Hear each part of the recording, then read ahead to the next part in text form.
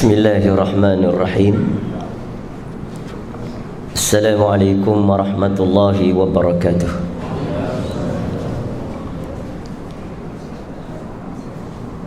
Alhamdulillahi rabbil alamin.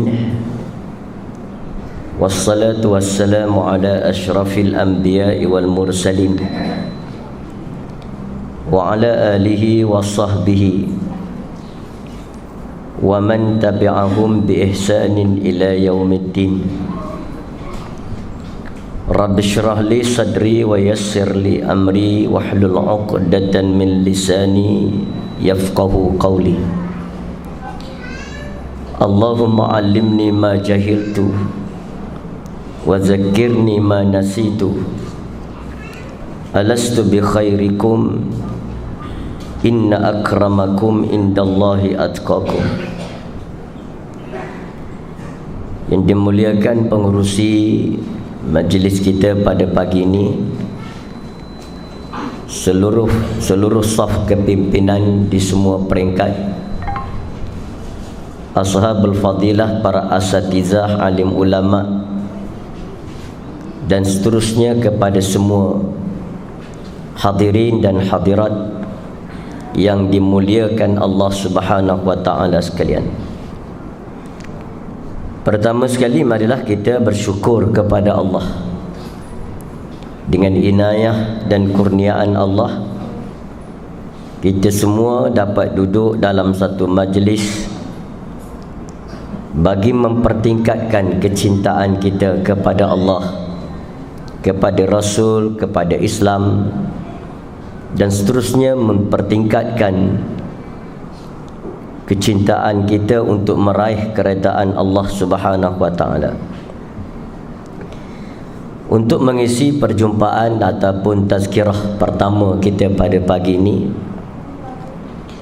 suka saya bawakan satu petikan daripada kitab Nasaihul Ibad, karangan Syekh Nawawi Al-Jawi Al-Bantani, seorang ulama besar daripada Indonesia, daripada Banten.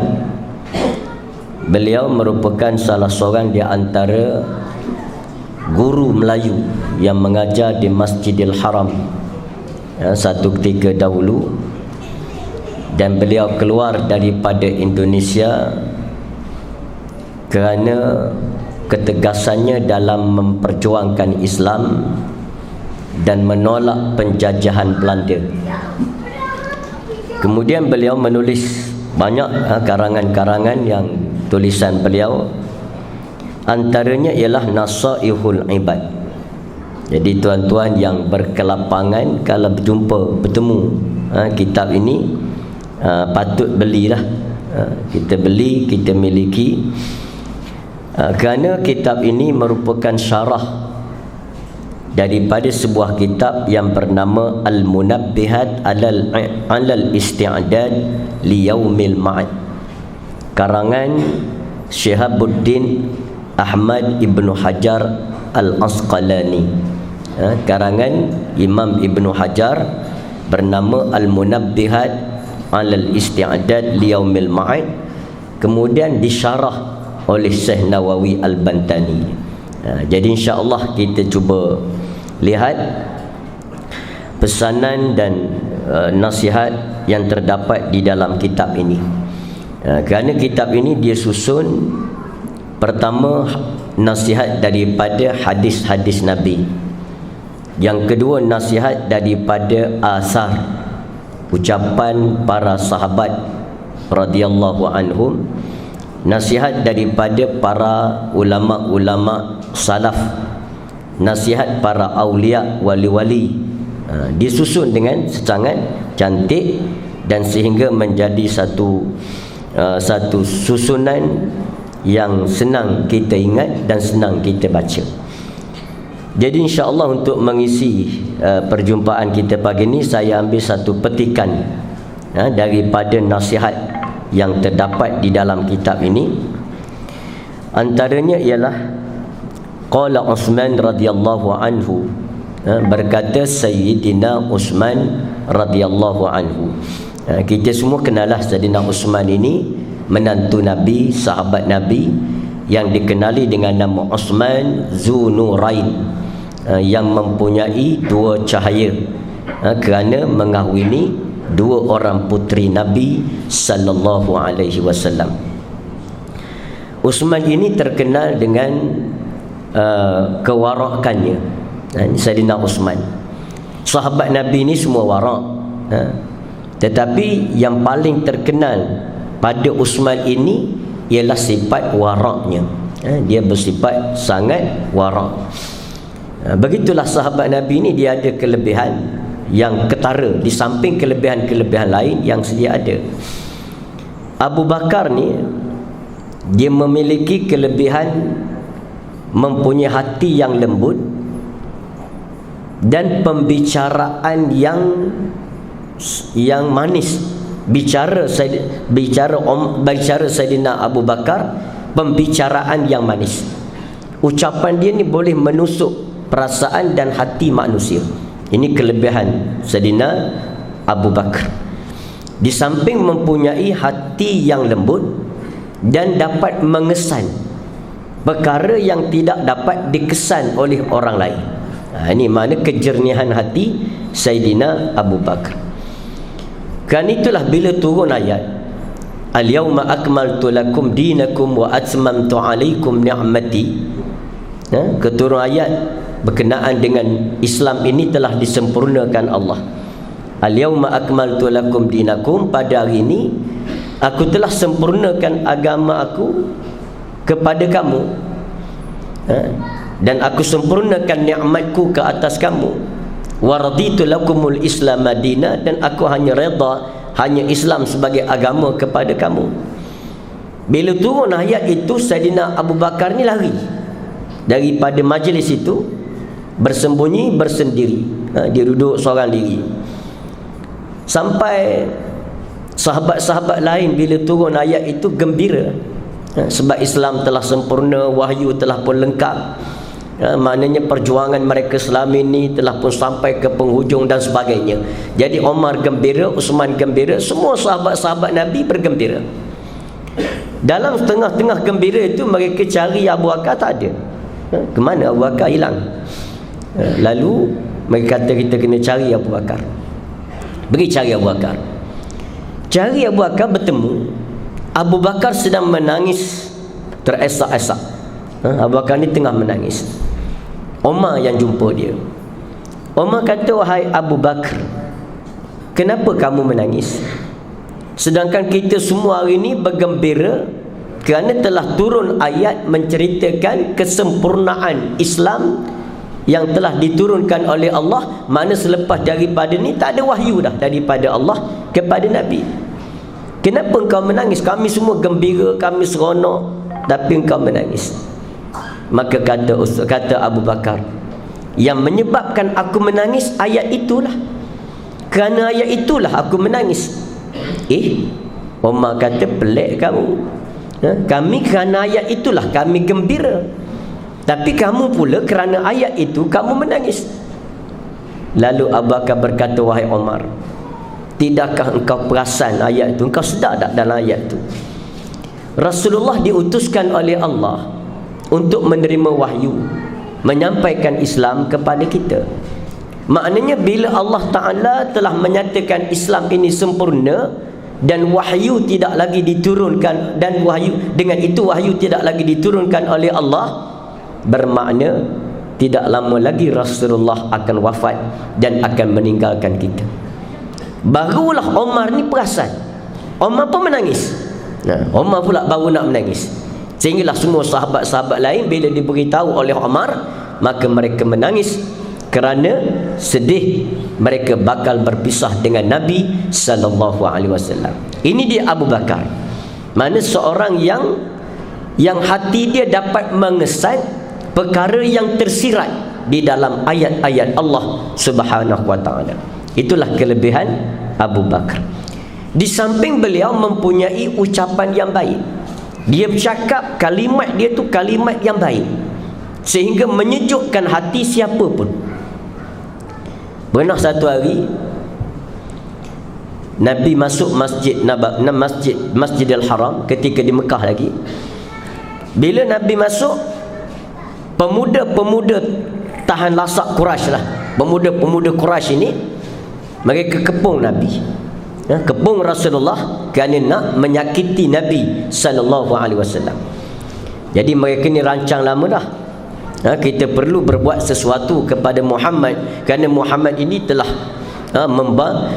menghina datuk nenek moyang kita, menghina agama dan sebagainya. Lalu mereka kepung Nabi. Bila lihat Nabi sedang dikepung, Abu Bakar yang duduk tak jauh daripada tempat itu berlari datang. Lalu Abu Bakar berada di tengah-tengah antara Nabi dengan pemuda-pemuda Quraisy tadi. Yang pemuda tadi dah nak pukul Nabi. Abu Bakar datang, Abu Bakar tahan. Lalu apa yang Abu Bakar cakap? Ini termasukkan orang yang mengaji tentang ilmu dakwah war ra'yi, dia ada ucapan Abu Bakar ini. Abu Bakar kata, ya ma'syaras sabab, wahai pemuda-pemuda semua, ataqtuluna rajulan an yaqula rabbi Allah. Adakah kamu nak bunuh, kamu nak pukul seorang laki-laki Muhammad ini disebabkan kerana dia berkata Tuhan dia Allah? Kerana dia kata Tuhan dia Allah, kamu nak pukul dia? Menasabah ke? Ini seolah-olah begitu Abu Bakar nak cerita. Patutkah begitu? Kenapa? Kerana Abu Bakar memilih perkataan yang boleh mendekatkan titik antara Nabi dan pemimpin pemuda Quraisy ini. Kenapa? Kerana orang-orang Quraisy, kafir mereka pun sembah berhala, Lata, Uzza, Yaghus, Manat dan berapa ribu lagi berhala. Walaupun mereka sembah berhala, tapi mereka tetap berkata mereka sembah Allah. Tuhan mereka ialah Allah. Wala in sa'altahum man khalaqas samawati wal ard la yaqulunna Allah. Allah sendiri sebut dalam Quran, kalau kamu tanya mereka orang kafir, siapa yang mencipta langit dan bumi, mereka pun kata Allah. Jadi orang kafir Quraisy ni pun kata Allah itu Tuhan. Jadi sekarang kamu nak pukul Muhammad kerana Muhammad kata Allah Tuhan. Dah apa beza kamu? Apa kena kamu? Muhammad kata dia Tuhan dia Allah, kamu pun kata Tuhan kamu Allah. Kenapa kamu nak pukul Muhammad? Ini kebijaksanaan Abu Bakar menyebabkan pemimpin Quraisy tadi terfikir, tak ada sebab kita nak pukul Muhammad, kerana dia pun kata Tuhan dia Allah, kita pun kata Tuhan kita Allah. Jadi tak ada sebab. Ini kebijaksanaan Abu Bakar. Dia cari di mana persamaan, dia tidak cari di mana perbezaan. Kalau cari perbezaan dan kelainan akan mewujudkan permusuhan dan dakwah tidak akan bergerak. Kalau katakanlah Abu Bakar kata macam ni, katakan Abu Bakar kata, wahai pemimpin pemuda Quraisy, kamu nak bunuh ke Muhammad? Sedangkan Muhammad ini bukan apa, dia cuma kata agama kamu sesat. Dia cuma kata Tuhan datuk nenek moyang kamu bodoh kerana sembah berhala. Adakah kamu nak bunuh Muhammad begitu? Kalau Abu Bakar kata macam tu, lagi cepat, tak kena gaya, dengan Abu Bakar sendiri kena pukul. Ini kebijaksanaan Abu Bakar memilih di mana titik persamaan. Begitu kita dalam dakwah. Dalam dakwah jangan tonjolkan titik perbezaan. Kita kena tonjolkan titik persamaan. Supaya dengan itu seruan dakwah tadi boleh berlaku. Itu kebijaksanaan Abu Bakar. Begitulah ketika wafat Nabi, Umar tidak dapat menerima kewafatan Nabi. Umar ni sayang sangat pada Nabi, dia tak percaya Nabi boleh mati, sehingga orang ramai nak pergi ziarah jenazah Rasulullah dihalang oleh Umar. Umar kata, siapa kata Muhammad wafat, aku akan penggal leher dia. Tengok Umar. Kalau siapa kata Muhammad mati, aku akan kerat leher dia. Jadi sahabat pun terhenti, berkumpul ramai, tak sampai rumah Nabi. Lalu datang Abu Bakar. Abu Bakar kata, ini apa pasal ramai-ramai? Mereka kata, kami nak ziarah Rasulullah, jenazah Rasulullah, tapi Umar kata Rasulullah tidak mati. Dan siapa yang berkata Rasulullah mati, Umar akan penggal leher mereka. Jadi kami tak berani nak buat apa. Nak kata tak mati, Nabi mati, wafat. Nak kata wafat, bimbang kami pula wafat. Jadi mereka semua salah. Akhir sekali Abu Bakar pun datang dekat dengan Umar. Abu Bakar tak kata apa. Abu Bakar tidak kritik Umar. Abu Bakar tidak kata kamu tak betul Umar. Tidak. Abu Bakar datang duduk dekat sebelah Umar. Abu Bakar hadap orang ramai. Abu Bakar pun berkata, Ya ma'saral muslimin, wahai orang-orang Islam semua. Faqala Allah Ta'ala fil Qur'anil Aziz, wa ma Muhammadun illa rasulun qad khalat min qablihi ar-rusul. Afa immata aw qutilan qalabtum ala aqabikum wa man yanqalib ala aqibaihi falan yadurrallaha syai'a wa sayajzillahu asy-syakirin. Lalu Abu Bakar lanjutkan lagi dengan ucapan dia, wa man kana ya'budu Muhammadan fa inna Muhammadan qad mat wa man kana ya'budu Allah fa inna Allah hayyun la yamut. Dia datang duduk sebelah Umar, dia baca Quran. Jadi Umar tak boleh nak kata apa. Abu Bakar bukan kritik dia, Abu Bakar tidak komen dia. Abu Bakar baca Quran. Apa yang dibaca oleh Abu Bakar? Abu Bakar baca ayat Allah yang mana Allah berkata, tidaklah Muhammad itu melainkan hanya seorang rasul. Datang ayat kalimat itu saja sudah menjadi pukulan kepada aku, kata Umar bila diriwayatkan balik kisah dia. Bila Abu Bakar baca ayat itu, jadi pukulan pada aku. Sebab apa? Bila Allah kata tidaklah Muhammad itu melainkan hanya seorang rasul, makna Muhammad ini bukan Tuhan. Bila bukan Tuhan, bermakna Nabi terdedah kepada mati. Nabi akan mati. Yang aku tadi tak terima Nabi mati. Maknanya bila aku tak terima Nabi mati, semacam Nabi itu Tuhan. Sedangkan Allah berkata tidaklah Muhammad itu melainkan hanya seorang rasul. Satu. Lanjut pergi pada kalimat yang seterusnya. Qad khalat min qablihi rasul. Yang telah datang sebelum daripada Muhammad beberapa orang rasul-rasul. Belum Nabi ni dah beribu dah Nabi, dah beribu, dah beratus dah rasul sebelum daripada Nabi Muhammad. Semua Nabi-Nabi itu mati. Nabi Yahya, Nabi Zakaria, Nabi Idris, Nabi Musa, Nabi Isa, semua mati. Dan Muhammad ini sebahagian daripada mereka. Maknanya Muhammad juga akan mati. Dua, kata Umar, menjadi pukulan kepada aku. Masuk kalimat yang ketiga, lagi teruk, kata Umar, aku kena. Apa ni Abu Bakar kata? Allah berfirman, afa imma ta'au qutilan qalabtum ala aqabikum. Apakah jika Muhammad itu mati atau Muhammad itu dibunuh, kamu akan berpaling meninggalkan ajaran Muhammad? Jelas Allah sebut, adakah setelah Muhammad itu mati? Jelas Allah sebut perkataan Muhammad itu mati. Maka Umar kata, menjadi lenguh dan longgar segala sendi-sendiku, barulah aku menerima kewafatan Nabi SAW. Ya? Abu Bakar pun lanjut lagi menyedarkan orang ramai, wa man kana ya'budu Muhammadan fa inna Muhammadan qad mata wa man kana ya'budu Allah fa inna Allah hayyun la yamut. Siapa yang selama ini menyembah Muhammad, Muhammad telah pun mati.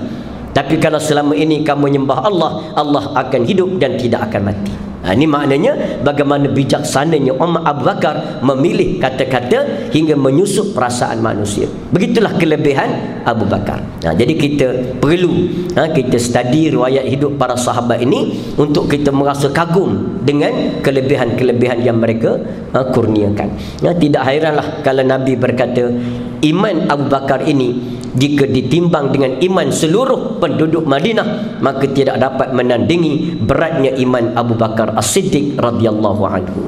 Jadi itu dia antara nak menunjukkan kelebihan sahabat Nabi.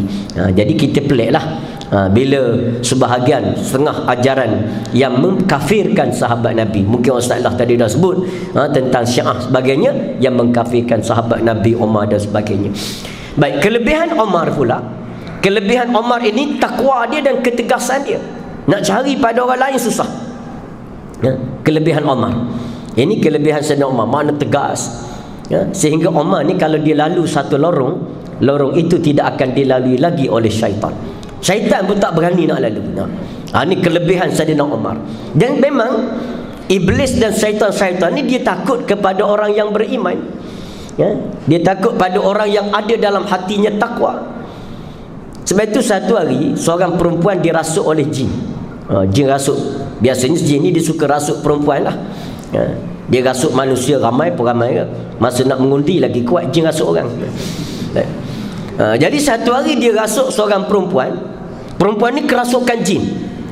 Lalu keluarga dia, abang dia, datang jumpa dengan Imam Malik bin Anas di Masjid Nabawi. Imam Malik pengembang, pengasas yang mengembangkan mazhab Maliki. Imam Malik sedang mengajar di Masjid Nabawi.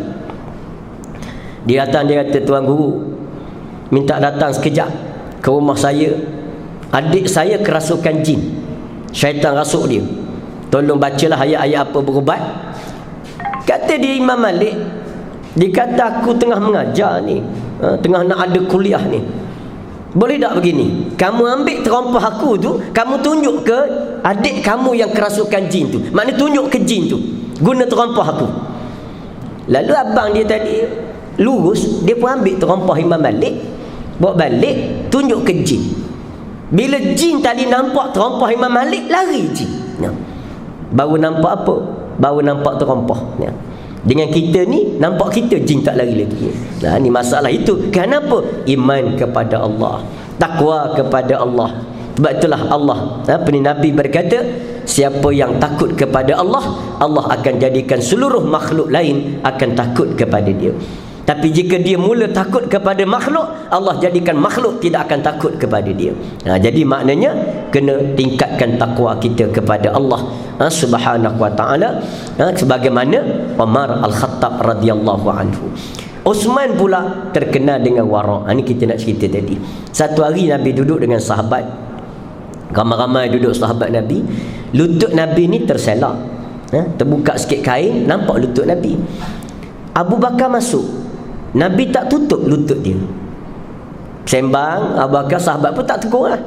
Masuk Umar, Nabi tak tutup lagi. Masuk Ali, Nabi tak tutup lagi. Tiba-tiba masuk Uthman, beri salam, Nabi pun tutup perlahan lutut dia sampai tertutup. Sahabat duduk perhati, Nabi tengok. Selesai program, mereka tanya Nabi, ya Rasulullah, tadi aku nampak lutut kamu terselak, tapi ketika Abu Bakar masuk engkau tidak tutup. Umar masuk engkau tidak tutup. Ali masuk engkau tidak tutup. Mengapa ketika Uthman mula masuk engkau menutup lututmu ya Rasulullah? Lalu Rasulullah kata apa? Bagaimana aku tidak malu kepada Uthman, sedangkan dia disegani oleh malaikat di langit? Mana waraknya Uthman ini, malaikat pun segan kat dia. Maka bagaimana aku sebagai manusia tidak malu kepada Uthman. Ini menunjukkan bagaimana kelebihan para sahabat Nabi radhiyallahu anhum. Jadi insya-Allah baru kita nak masuk menceritakan ucapan Uthman ini. Ini cara dia. Itu adab kita baca kitab. Orang baca kitab ni, pertama sekali tadi saya tak perkenalkanlah. Saya dah perkenalkan sikit Nawawi Al-Bantani. Syarat baca kitab, mula-mula kena kenal tuan kitab. Itu tuan kitab. Jangan baca dulu. Bimbang kalau kita baca dulu, dah kuliah 3 tahun dah. 3 tahun kuliah, habis kitab dah, baru tahu rupa pengarangnya ialah Ayah P. Bimbang gitu. Jadi sebab tu kena kenal pengarang dulu. Itu kaedah dia begitu.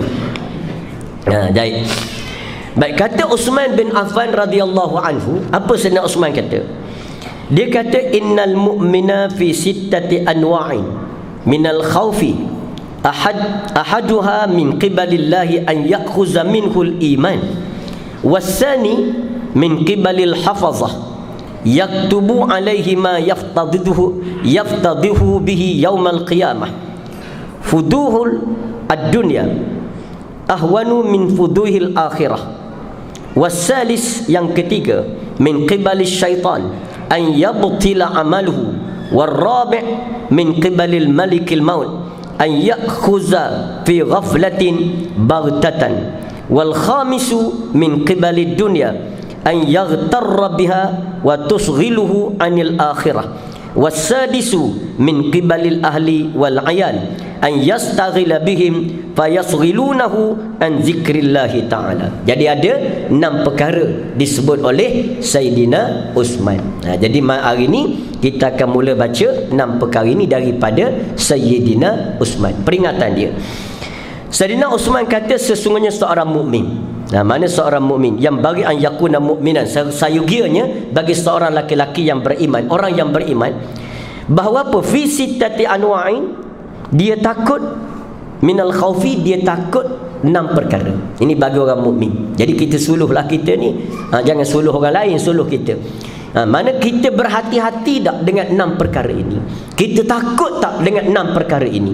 Kalau kita takut, mana kita ada ciri-ciri mukmin, orang yang beriman kepada Allah dan kepada Islam itu sendiri. Jadi kita tengok yang pertama. Kata Sayyidina Uthman, seorang mukmin dia takut min qibalillah, dari pihak Allah Ta'ala, an ya'khuza minhul iman, bahawa Allah Ta'ala ambil balik iman yang ada dalam hati dia. Itu perkara yang paling ditakuti oleh orang yang beriman.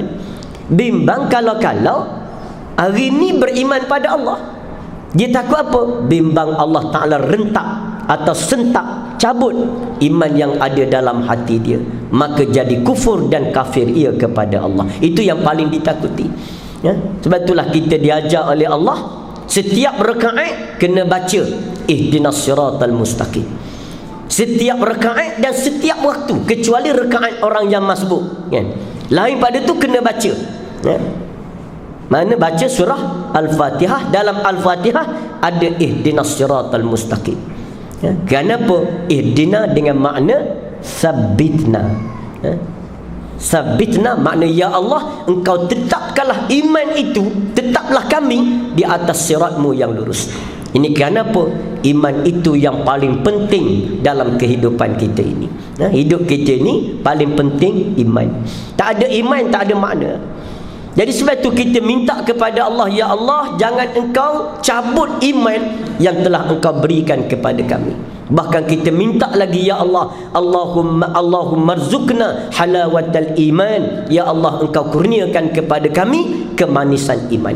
Biar rasa manis iman, makin lama makin manis, makin lama makin manis, sehingga kita rasa kelazatan iman dan tidak sanggup lagi berpisah dengan iman.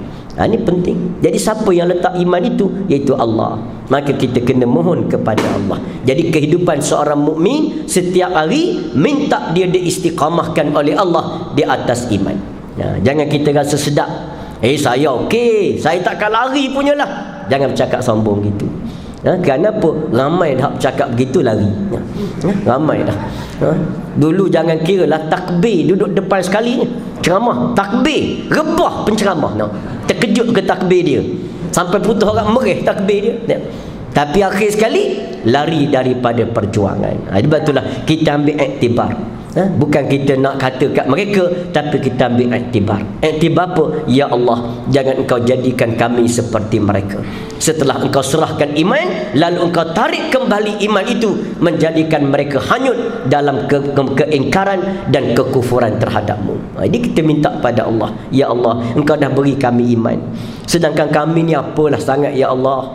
Bukan nak Nabi, bukan nak Rasul, bukan duduk setanah senegara dengan Nabi, tak pernah hidup zaman Nabi, tak ada apa-apa kami ni, tapi engkau kurniakan kepada kami iman ya Allah. Betapa nikmat yang besar. Maka engkau tetapkanlah nikmat itu kepada kami ya Allah. Janganlah engkau cabut kami nikmat itu daripada kami, wahai Allah. Ini kita mohon tiap-tiap hari kepada Allah gitu. Sebab kita sendiri tak tentu kok mana lagi. Jadi kerana itulah kita mohon kekuatan kepada Allah Ta'ala. Sebab tu kena jaga iman. Bagaimana nak jaga iman? Kata Imam Al-Ghazali rahimahullahu ta'ala, kamu buat 3 perkara.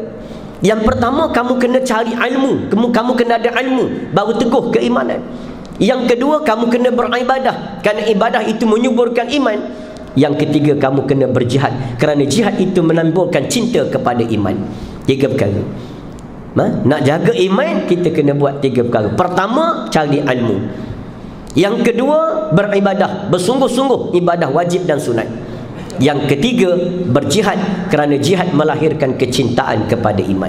Jadi kita ni kena berbuat demikian. Jadi sebab tu jangan kita relax lah, jangan duduk saja.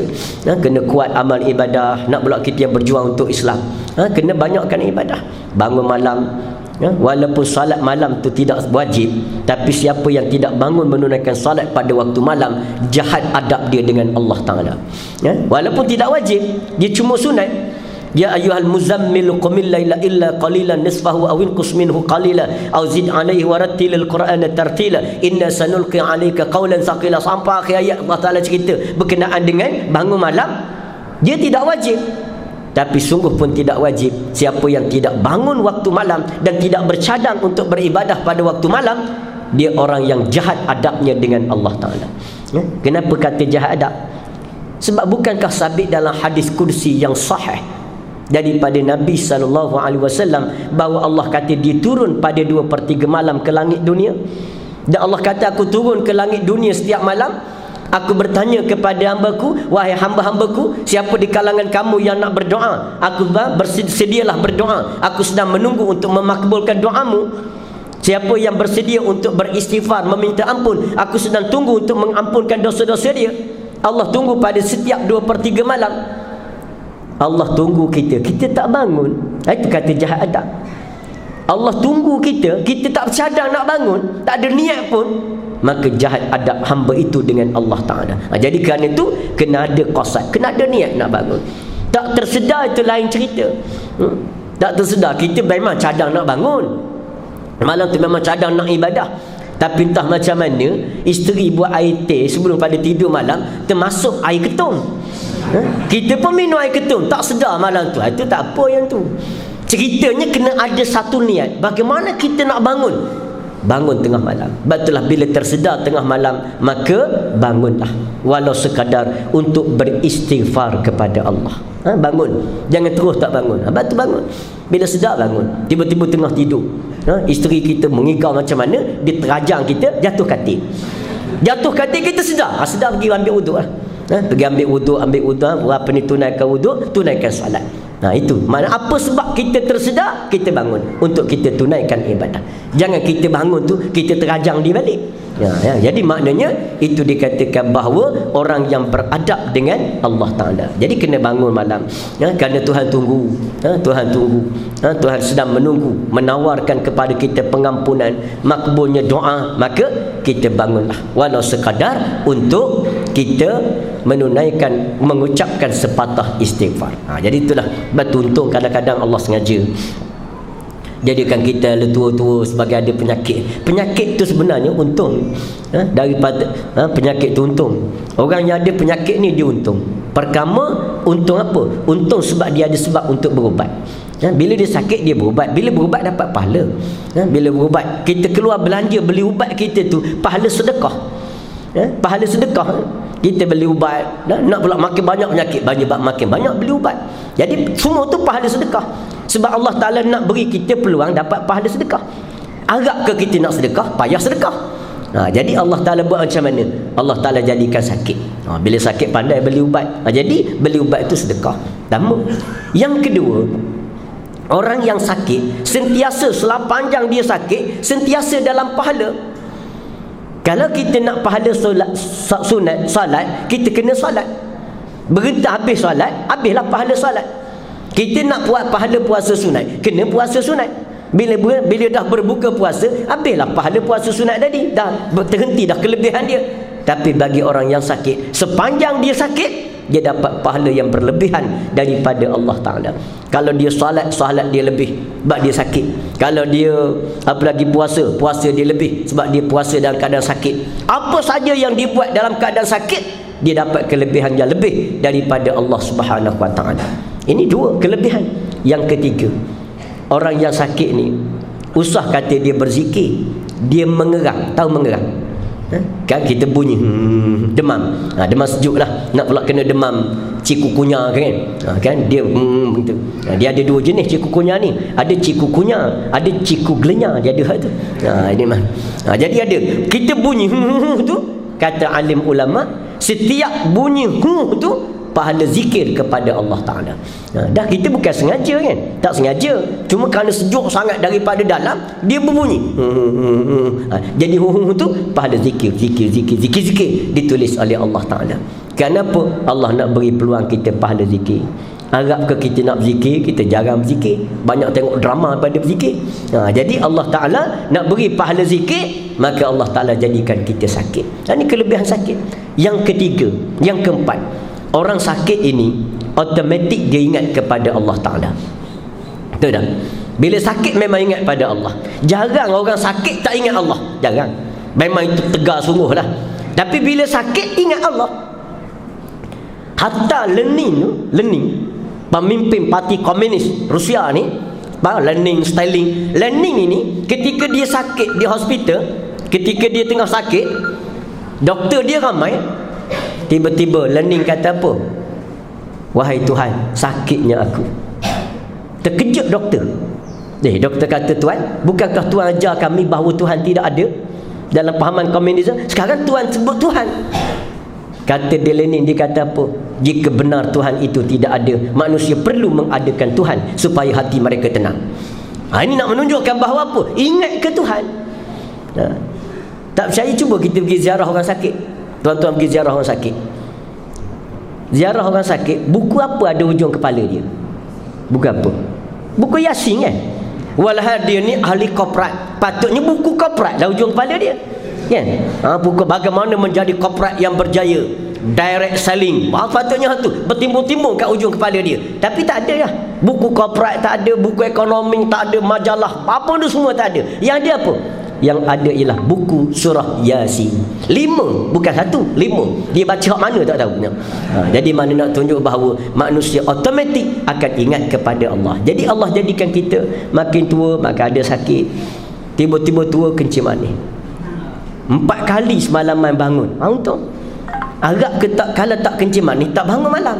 Jadi Allah jadikan kencing manis, maka duduk sekejap bangun, minum air, buang air, minum air, buang air. Itu kerja dia. Jadi waktu itulah kita boleh berpeluang untuk ambil peluang bangun di tengah malam munajat kepada Allah Ta'ala. Di samping berubat lah, jangan tak berubat. Itu mana kelebihan orang-orang yang beriman kepada Allah. Apa saja dia buat, dia mendapat pahala daripada Allah. Jadi kerana itu orang yang beriman, kata Sayyidina Uthman, dia sangat bimbang kalau Allah cabut iman daripada hati dia. Jadi kerana itu doalah kita banyak-banyak. Ya Allah, Allahumma tsabbit aqdamana ala siratikal mustaqim. Allahumma tsabbit aqdamana ala dinik. Ya Allah, Kau tetapkan tumit kami atas agamamu.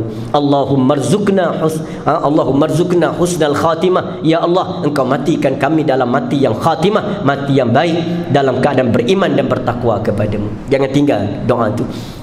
Doa minta makan, doa minta orang rezeki ni letak kemudian. Jangan dulu tu. Itu adab ahli-ahli tasawuf, adab ahli-ahli ahli-ahli rohani. Dia tak berdoa minta makan dulu. Dia tak doa murah rezeki dulu. Dia doa apa? Doa perkara-perkara yang berkait dengan iman dan berkait dengan akhirat. Itu cara dia. Kita ni angkat je tangan, Allahumma rzuqna rizqan halalan tayyiban wa rizqan halalan wasi'an. Minta banyak saja kita. Sedangkan kita minta iman kepada Allah. Rezeki banyak tak ada iman, tak ada makna. Pangkat besar tak ada iman, tak ada makna. Kuasa hebat tak ada iman, tidak ada makna. Kerana iman itulah segala-galanya bagi kita. Jadi kerana itulah jaga iman. Orang yang jaga iman, dia akan istiqamah dengan iman. Yang tak jaga iman, yang jaga makan, dia tak akan jaga iman. Kerana itulah kita kena jaga iman dan berhati-hati. Nak pula zaman kita sekarang ni, zaman kita hidup ni zaman yang banyak mencabar keimanan. Zaman kita ni, batu kena hati-hati. Sehingga Nabi kata apa zaman kita ni? Zaman kita lah Nabi sebut ni. Nabi kata apa ni? Yasbahu rajulun mu'minan wa yamsi kafira wa yamsi mu'minan wa yasbahu kafira. Yabi'u dinahum bi'aradin minad dunya. Hadis riwayat Daruqutni. Nabi kata apa? Nabi kata sampai satu peringkat nanti ada laki-laki beriman pada waktu pagi, kufur pada waktu petang. Beriman pada waktu petang, kufur pada pagi esoknya. Kerana tidak tahan dengan fitnah zaman. Ini fitnah yang ada di hadapan kita. Fitnah zaman yang menyesatkan kita, mengelirukan kita, membatalkan iman kita kepada Allah Ta'ala. Sehingga pagi beriman, pagi beriman, salat subuh berjamaah, siap dengan sujud sejadah sekali. Takdir tu imam terlupa baca surah sejadah, dia rasa macam tak sah subuh hari tu. Mana punya warak dia. Tapi nak sampai ke petang, kafir dah petang kan. Kenapa? Tengah-tengah antara subuh dengan petang nanti terlalu banyak cabaran-cabaran iman yang menyebabkan gagal dia beriman kepada Allah. Ada yang beriman pada waktu petang, maghrib tu okey lagi, solat berjemaah maghrib, duduk dalam kuliah, nak sampai ke subuh esok sudah kufur ia kepada Allah Ta'ala.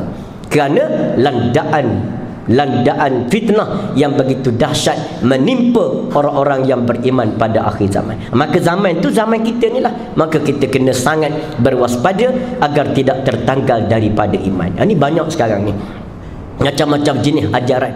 ada Islam liberal. Nampak macam Islam tapi liberal.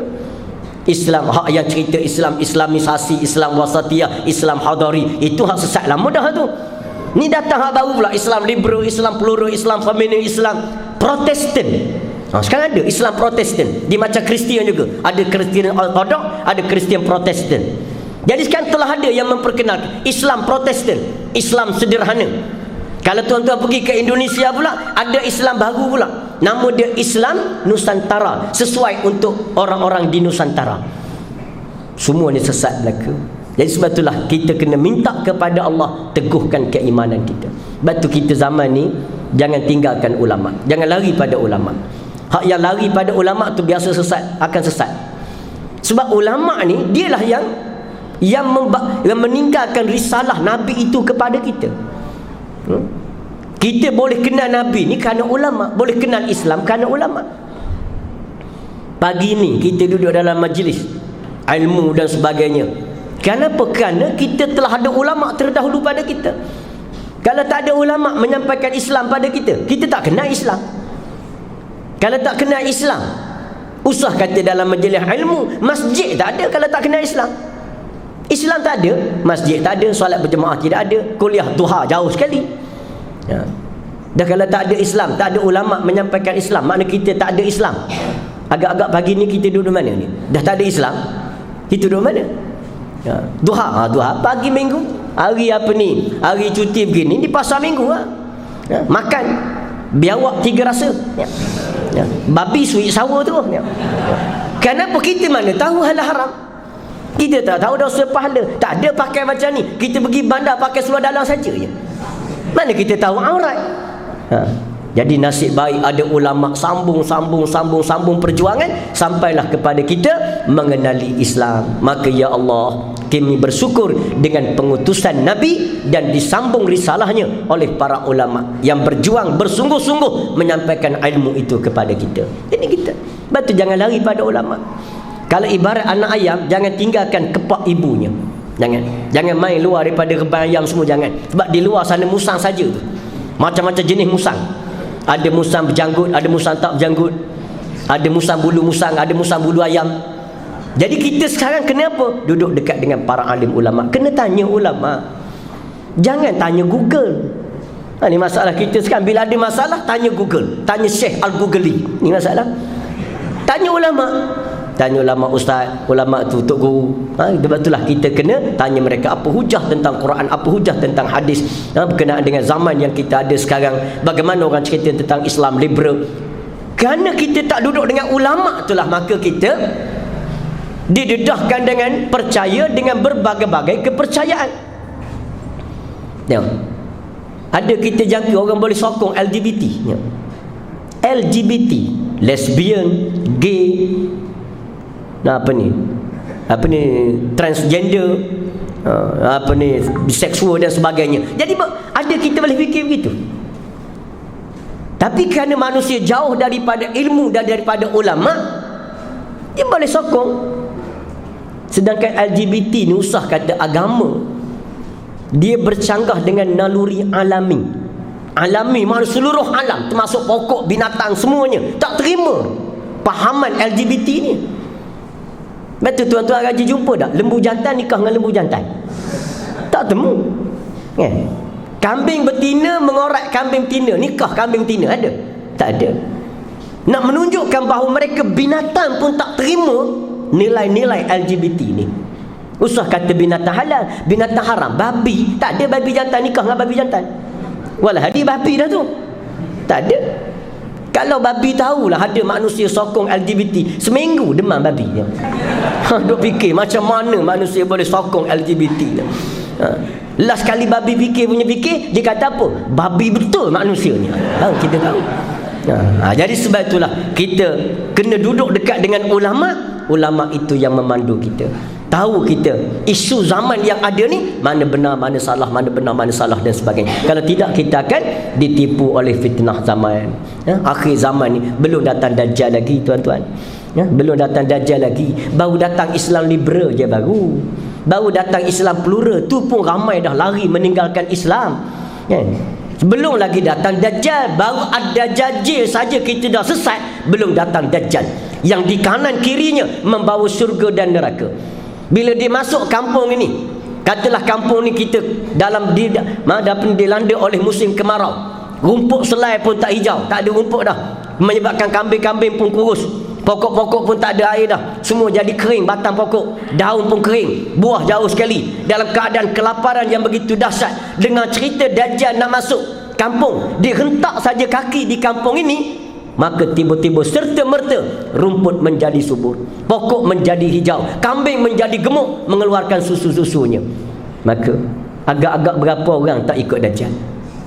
Betullah kata ulama, bila Dajjal masuk ke sebuah negara, maka ketika itu orang yang sedang berada dalam masjid, ada dalam masjid ni, yang sedang beriktikaf dalam masjid, keluar pergi menyambut ketibaan Dajjal. Yang sedang baca Quran, tutup Quran, pergi sambut Dajjal. Yang sedang zikir, lempar buah tasbihnya, pergi sambut Dajjal. Itu hak duduk dalam masjid dah.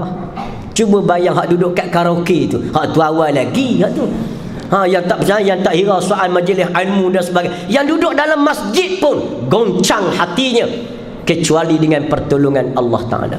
Kan itulah Nabi suruh sangat kita berdoa, jangan tinggal doa minta jauh daripada fitnah Dajjal. Hafallah 10 ayat yang pertama daripada surah Al-Kahfi, mudah-mudahan kita selamat daripada godaan dan landaan Dajjal.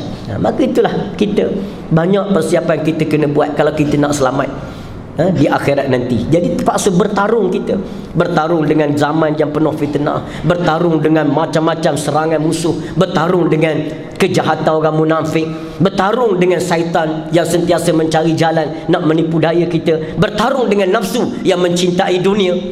Jadi benarlah, jika hidup ini sebenarnya bukan tempat bersenang-lenang, hidup ini adalah tempat pertarungan. Selalu kita, makna kalau kita ibarat petarung, tak boleh tanggal uniform perang. Kalau orang perang ni tentera, tak boleh tanggal uniform tentera tu, kena siap siaga, senjata kena sandang kat bahu dia, peluru kena siap hidup. Maknanya itulah kehidupan kita, bukan tempat istirahat ini. Sebab siapa nak berehat tak payah duduk di dunia, sila berpindah tempat lain. Dunia ni ialah tempat kita bertarung. Sama ada orang beriman, siapa saja bertarung dengan nafsu, bertarung dengan syaitan, bertarung dengan itu, bertarung dengan ini. Kenapa? Cabarannya sangat besar.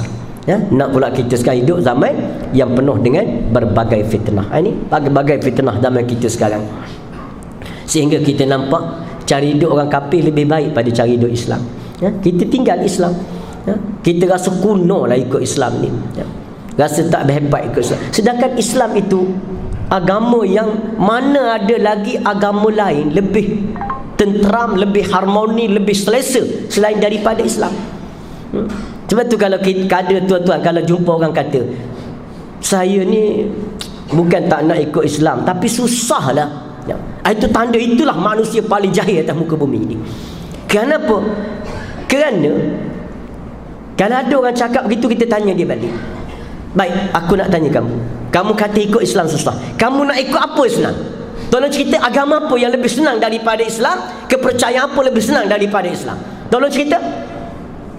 Nescaya dia akan gagal, dia tak boleh nak jawab. Kenapa? Kerana dalam seluruh cara hidup di dunia ni, sama ada daripada ajaran samawiyah, sama ada ajaran wasaniyah, sembah berhala, sama ada ajaran yang kita sebut sebagai animisme, kepercayaan karun adat dan sebagainya, semua lebih susah daripada Islam. Islam paling senang. Kita rasa macam ikut Islam susah, itu kerana nafsu kita, kerana kejahilan kita, kerana syaitan kata kepada kita. Tapi hakikatnya meninggalkan Islam itu menyusahkan kita. Islam itu lebih menyusah. Dia kata tak nak, saya tak nak pegang mana-mana agama, nak hidup cara orang asli begitu saja. Lagi susah. Ingat senang ke hidup macam orang asli, tak ada agama, walaupun babi boleh makan, segala benda hak lalu boleh makan semua, biawak makan lalu, biawak dimakan, arak dia boleh minum, baju tak payah pakai, walaupun nampak macam bebas, tapi susah hidup dia, susah kehidupan dia berbanding dengan kita Islam. Nak nikah susah. Islam senang nak nikah, Islam senang. Orang asli senang nak nikah, oh payah nikah walaupun tak ada agama. Saya pernah sekali hadir pergi nak tengok orang asli kahwin. Dia faham lah, pergi tengok, tapi bukan makan kenduri, pergi tengok saja. Pergi tengok. Oh payah rupa nak sah nikah dia payah. Nak boleh sah. Syarat dia, pengantin perempuan dia kena, pengantin laki-laki dia kena kejar, dia kena hambat pengantin perempuan tadi. Dia ada satu busuk besar, busuk, lepas tu semua orang keliling termasuk tok batin dia dan juru nikah dia. Jadi perempuan tadi kena lari, laki-laki ni kena hambat dia belakang, kejar dia. Tadi turun busuk, naik busuk, pusing belah sana, letih sekali. Kebetulan pengantin lelaki tua pada perempuan tadi. Oh, jadi bila tua nak tangkap payah. Last sekali perempuan tu tersepak tunggu, rebah baru dapat tangkap. Bila dapat tangkap, batin pun kata sah, baru sah. Berapa lama dah berlari baru sah. Itu tak ada agama. Cuba kita tengok dalam Islam. Dalam Islam mudah kan? Lebih mudah dalam Islam. Ijab kabul. Ada wali perempuan kata aku nikahkan dengan anak aku sekian. Kata di pengantin, qabiltu nikahaha. Aku terima nikahnya. Selesai. Yang panjang-panjang tu kita sambung hak tu. Yang hak sebenar, hak hukum Islam nak qabiltu nikahaha. Saya terima nikahnya. Habis. Tanya saksi, saksi kata sah. Tapi sekarang jangan tanya saksi. Kalau akad nikah itu saksi kata tak sah. Sebab saksi kata kena sebut dengan hantaran mas kahwin sekian, payung sekaki, kain dua ela, kain tudung, kena sebut belaka baru boleh sah. Sedangkan dalam Islam qabiltu nikahaha sah. Bahkan kata ulama fiqh, dia kata apa lagi? Kalau dahulu kabul daripada ijab pun sah juga. Tadi ijab dulu baru kabul kan? Ni kabul ijab apa ni? Dulu kabul baru ijab. Pengantin pergi duduk depan wali, pengantin terus kata aku terima nikahnya. Wali pun kata aku nikahkan akad nikah dengan anak aku. Sah juga. Ya. Walaupun terbalik, tapi nampak gelojoh lah sikit pengantin tadi. Ya. Nampak tak sabar-sabar kan? Jadi maknanya mudahnya Islam. Ya. Jadi sebab tu kalau orang kata beramal dengan Islam tu susah, itu memang jahil. Ya? Tengok dalam Islam semua mudah. Dalam agama lain nak solat senang tak? Oh payah nak solat agama lain. Kena singgah kedai dulu beli 5-3 kilo, nenah 2 biji, tembikai lagi, kan penuh motor baru pergi semayang, baru boleh semayang. Maknanya susah. Kita tak ada masalah. Bunyi saja azan, start motor pergi masjid, ambil wuduk, Allahu Akbar, belakang imam, sah. Mudah tak? Mudah. Mana-mana lagi nak cari agama yang lebih mudah daripada Islam? Nak bertaubat, Islam paling senang. Dah kita dah insaf, kita bertaubat, nak taubatan nasuha, nak sempurna sikit, ambil wuduk, solat sunat, solat taubat 2 rakaat, selesai. Ya Allah ampunkan segala dosaku sekalian, habis. Tapi agama lain payah. Tengok Hindu nak bertaubat payah. Dia kena seksa diri dulu. Cari lidi basikal cucuk atas hidung, ambil screwdriver cucuk bibir, apa lagi, ambil pula mata kail saut atas belakang, mata kail hak saiz 10 hak kita mengaitkan tomain tu, disaut atas belakang. Barulah selesai. Dah selesai semua, barulah dikira terima taubatnya dan layak untuk berjalan ke arah nirwana. Mana susahnya taubat lain. Kita senang tak? Senang. Inilah anugerah Allah. Kalau itu pun kita kata susah lagi, Masya Allah, Islam yang Allah Ta'ala beri kepada kita, nikmat yang sangat nikmat dalam kehidupan kita. Itu tak campur lagi benda lain. Kita nak nak istinja. Tengok istinja dalam Islam, bersuci daripada najis. Mula-mula bersuci dengan apa? Dengan air. Tak ada air, Nabi kata dengan batu. Batu yang kecil-kecil sebesar ibu jari ni, ambil 3 biji, kita sapu kat punggung, buang najis, campak keluar, jangan isi dalam poket, campak keluar. Jadi kita pusing batu tadi, buang sebatu, buang. Tak cukup 3 kerana banyak lagi najis, 5. Tak cukup 5, 7. Tak cukup 7, 11. Banyak lagi najis, 111. Jadi maknanya guna batu-batu yang kecil tadi.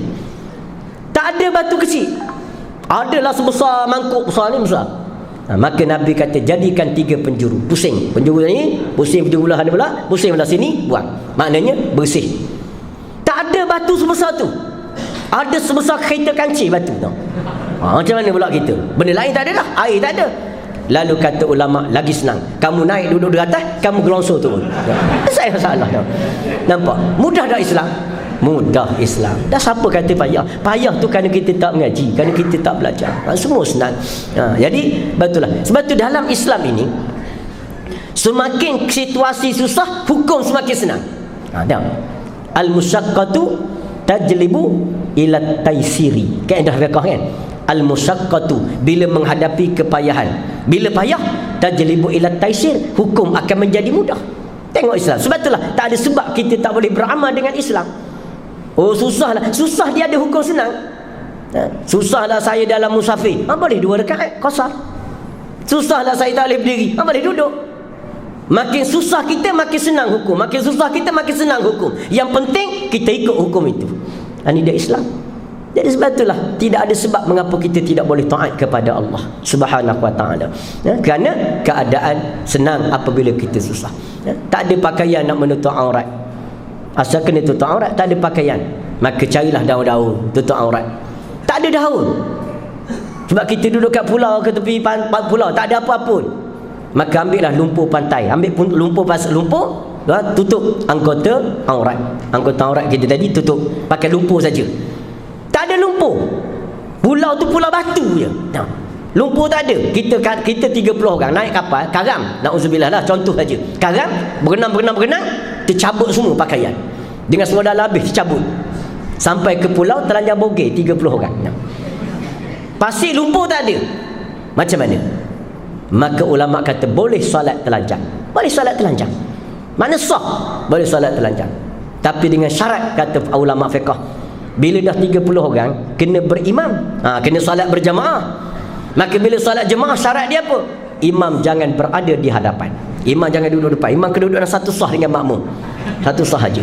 Sebab kalau imam duduk depan, makmum tak lagi nak solat. Memang tak solat lah makmum belakang. Nak pula bila imam sujud, lagi tak solat. Ini kan. Makna syarak ni semua ada penyelesaian.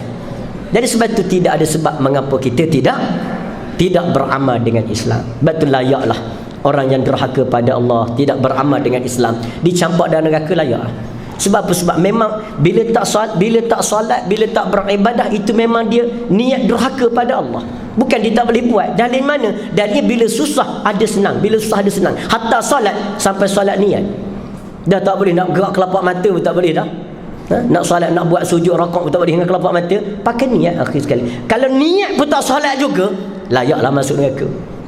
Jadi sebab itulah kita kembali mohon kepada Allah, ya Allah teguhkan kami di atas Islam dan teguhkan kami di atas iman kepada Allah Ta'ala. Kerana seronoknya hidup dengan beriman, seronoknya hidup dengan syariat Allah Ta'ala. Ada sistem, ada hukum, ada halal, ada haram, ada pertalian, menasab, ada sebagainya, semua terpelihara. Maka betullah kita sangat puas hati dengan Islam. Walaupun orang lain dia nak berjuang benda lain, dia punya masalah. Walaupun kita ajak daripada Islam tapi dah degil sangat, kalau kamu degil tak apa, kamu terus dengan cara kamu, tapi kami tetap dengan cara kami. Fa in tawallau faqulu syahadu bi anna muslimun. Ya Muhammad, kalau kamu dah ajak mereka kepada Islam, mereka berpaling juga, maka kamu cakap dekat mereka, ya Muhammad, fashhadu, bersaksilah sekalian kamu, aku tetap seorang Muslim. Kamu nak sesat, kamu punya pasal. Ni pegangan yang kita kena ada. Mula-mula memang kita ajak orang beriman pada Allah, tapi kalau dah degil juga, dia nak pilih kekafiran, dia nak pilih kekufuran, dia seronok dengan orang kafir, tak nak dengan orang beriman, itu kamu punya pasal. Tapi kami tetap beriman kepada Allah, teguh dengan agama Allah hingga kami dijemput oleh Allah Ta'ala, benar dia bertemu dengan Allah Ta'ala. Ini pegangan kita orang beriman. Jangan kita ni tak tetap pendirian. Kedah panggil apa tak pendirian? Tak sekali begitu sekali begini, flip flop lah jadinya. Kelantan dia panggil rok-rak, dia panggil rok-rak. Ada lagi seru serah, ada lagi kan? Itu dipanggil bahasa-bahasa klasik. Ada lagi bahasa klasik kalau belah petani, keluk-kelek. Orang keluk-kelek, sekali begitu sekali begini, tak boleh. Mukmin ni dikena teguh pendirian dia. Aku ajak kamu pada Islam, tapi kalau kamu tak nak, kamu punya pasal. Lakum dinukum waliyadi. Aku tetap dengan agamaku. Jangan kita ni bila orang tak nak ikut kita, kita pula ikut dia. Kita pula pergi ikut dia. Jangan begitu. Jadi sebab itulah kena berdiri teguh kita dengan Islam. Kerana itulah apa ni yang akan menjadi ukuran kita di hari akhirat nanti. Biar mati kita ni dengan Islam. Orang lain nak berjuang atas dasar human right ke apa benda semua. Sehari dua ni sibuk human right. Human right lah hak asasi manusia. Hebat sangat berasa.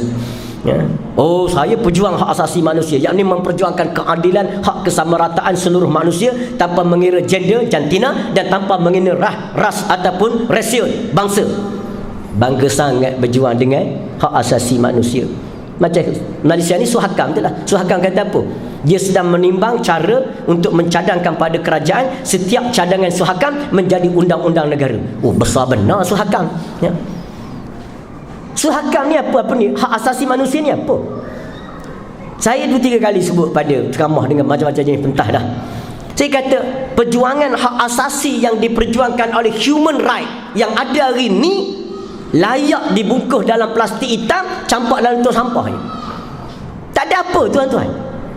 Hak kesamaan bangsa, hak kesamaan kaum, hak kesamaan agama, hak kesamaan tu, kesamaan ni. Kita nak beritahu, memang betul lah kamu tu nampak okey.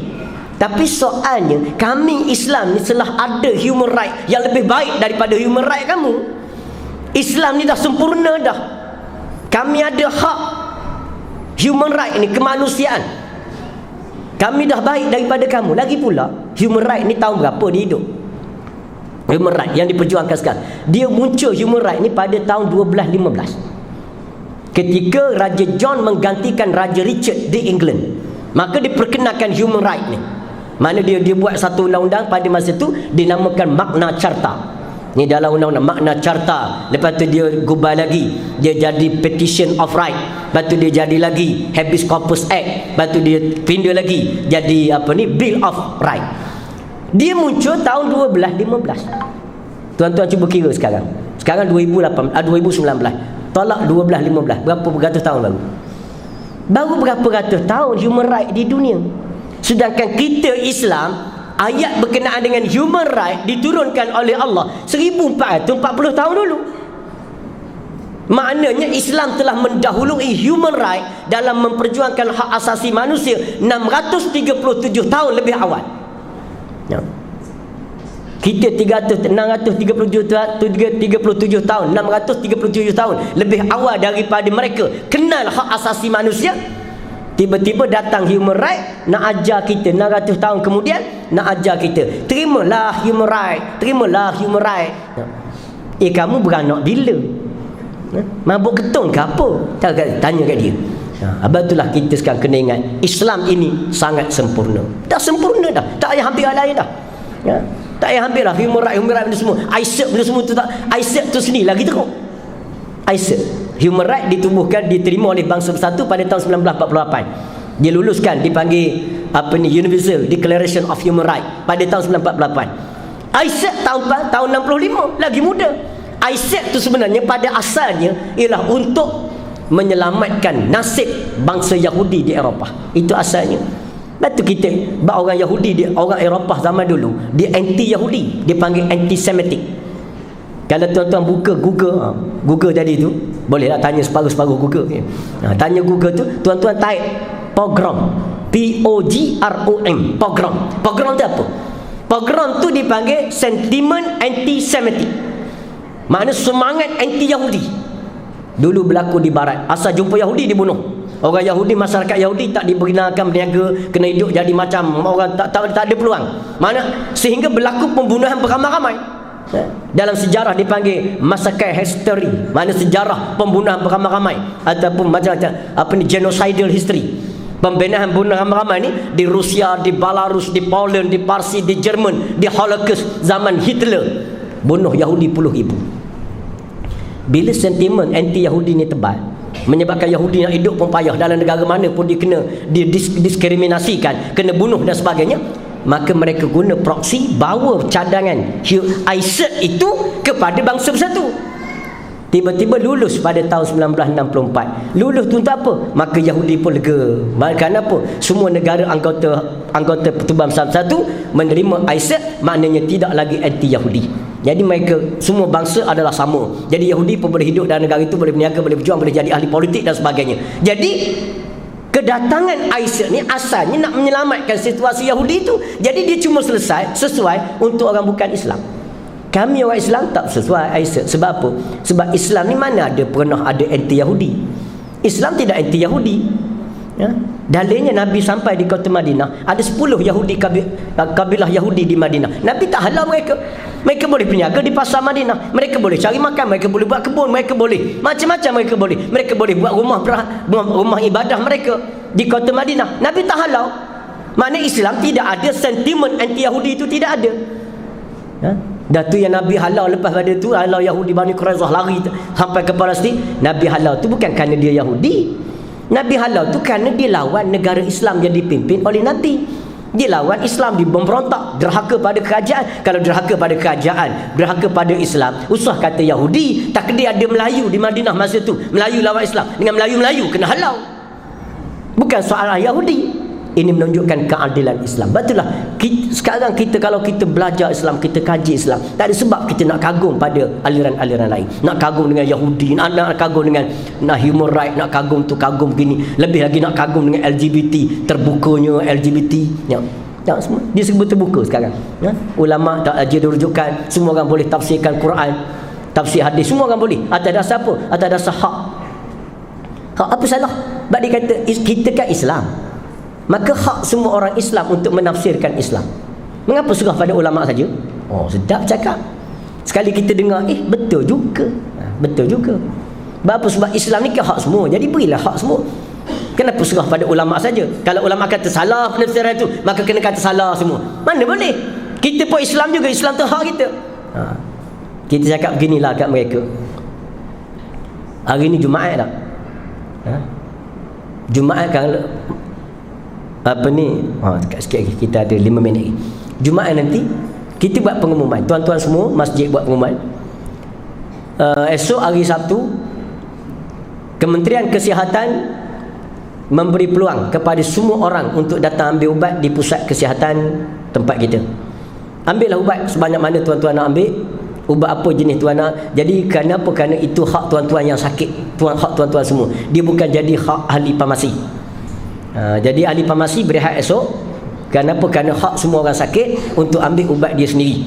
Jadi ambillah. Tuan-tuan nak ambil ubat apa, ambil. Lepas tu nak telan sebanyak mana, tuan-tuan punya pasal lah. Hak tuan-tuan semua. Sebab ubat itu bukan hak ahli farmasi saja, dia hak semua orang yang ada hak. Agak-agak jadi apa esok? Jadi apa? Semua orang pergi ambil ubat sendiri, tak pakai ahli farmasi dah. Doktor duduk rehat terus esok. Hak darah tinggi ambil ubat darah tinggi, hak darah tinggi ambil ubat kencing manis, hak kencing manis ambil ubat gout, hak gout ambil ubat paru-paru berair. Jadi apa agak-agaknya? Salah seorang tu yang jenis gila babi, ada hak penyakit gila babi, pergi ambil ubat juga, makan ubat, ala balik jadi babi gila terus dia tu. Ya. Makna betullah Islam ni dia datang dengan ada ulama, ada ilmu, disiplin ilmu, supaya apa? Kita dapat mengawal pemahaman umat terhadap Islam itu sendiri. Tapi sekarang ni kita hidup dalam dunia yang sangat mencabar, maka insya-Allah kita mohon kepada Allah tetapkan kita dengan iman dan kita berada dalam program-program ilmu. Jangan lari daripada program-program ilmu. Jadi saya sekadar itulah untuk kali pertama kita pada hari ini. Jadi ada 6 tadi, kita baca baru 1. Jadi kita sambung ada 5 lagi. Jadi kalau 1 sebulan, ada 5 bulan lagi lah nak berhabis. Lepas tu kalau nak berhabis sebuah kitab ni pula, tak lama sangat jugalah, lebih kurang 17 tahun dia akan habis lah. Jadi insyaAllah mudah-mudahan kita ditetapkan iman oleh Allah SWT dan kita sentiasa dalam takwa kepada Allah. Wallahu alam, aqul qouli hadza wa astaghfirullahal azim li wa lakum. Wassalamualaikum warahmatullahi wabarakatuh.